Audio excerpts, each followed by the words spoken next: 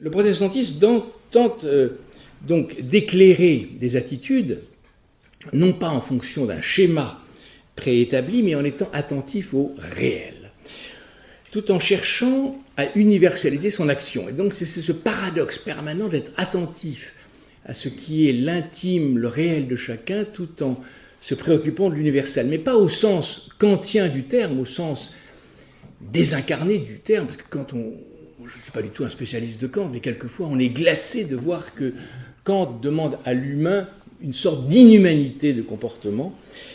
Au fond, la question plus humble, que faisons-nous de notre vie dans un siècle où la science nous propose sans cesse, sinon l'immortalité, mais le recul infini de la finitude.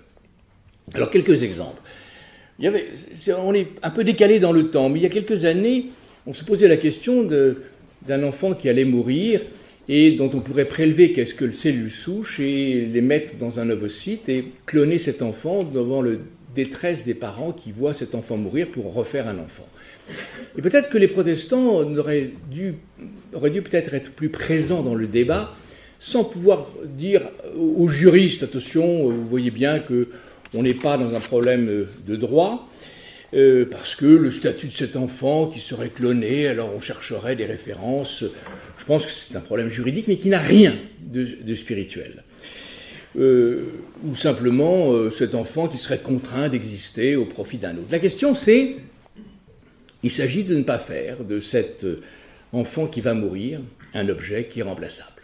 Simplement, un humain n'est pas remplaçable. Et qu'on s'arrête là. C'est-à-dire que les protestants pourraient très très bien dire à un moment donné, écoutez, arrêtez de faire des débats juridiques, arrêtez de faire des débats éthiques, arrêtez de faire des débats scientifiques, arrêtez de faire des débats philosophiques. Est-ce qu'un être humain est remplaçable? Et puis on s'arrête. Et puis le clonage, eh bien, il disparaît de l'univers visuel.